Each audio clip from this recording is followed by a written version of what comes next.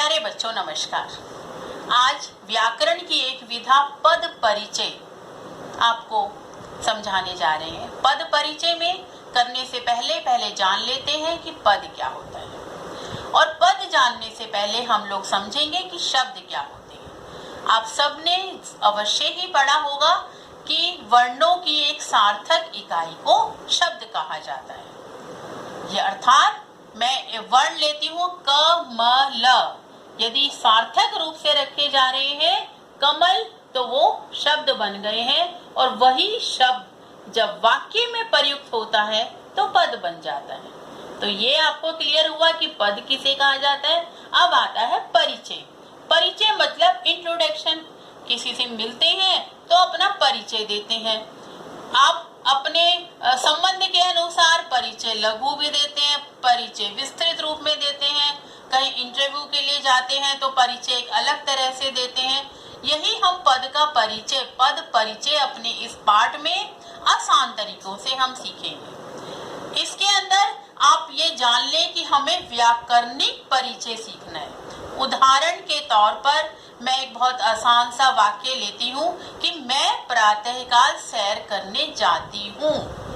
तो मैं, अब अलग अलग शब्दों का हम पद परिचय सीखते हैं बहुत आसान सी ट्रिक से, क्योंकि कठिन तो कठिन है ही, जो आसान है सरल है उसको हम मजेदार तरीके से सीखें। पद परिचय में हमें ध्यान रखना है संज्ञा, सर्वनाम, विशेषण, क्रिया विशेषण, समुच्चय बोधक, निपात, इन सब का हमने किस तरह से परिचय देना है पूरे पद का। तो मैं प्रातःकाल सैर करने जाती हूँ, मैं मतलब क्या हुआ, ये सर्वनाम। अब कौन सा सर्वनाम है, उत्तम पुरुष सर्वनाम। क्लियर हुआ आपको। अब मैं सैर करने जाती हूँ से ये हमें पता चला कि स्त्रीलिंग। हमने लिखा उत्तम पुरुष सर्वनाम स्त्रीलिंग और कर्ता कारक। अब अगले शब्द की ओर हम लोग बढ़ते हैं।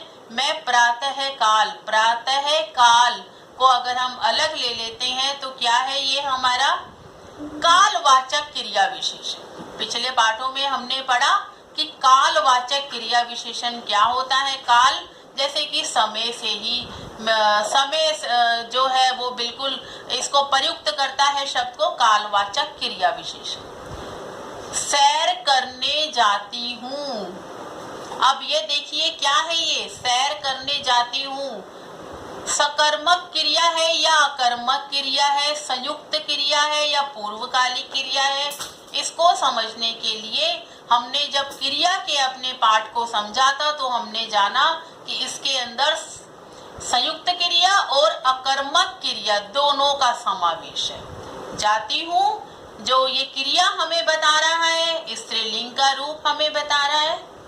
करती हूँ संयुक्त एवं अकर्मक क्रिया, और सैर करती हूँ स्त्रीलिंग कर धातु। तो ये आपको समझ में आया कि पद परिचय हमने कैसे अलग अलग पद के रूप में दिया। परीक्षा में आपको रेखांकित किए हुए शब्द आते हैं जिनका आपको पद परिचय देना होता है। चलिए एक उदाहरण के साथ हम समझते हैं।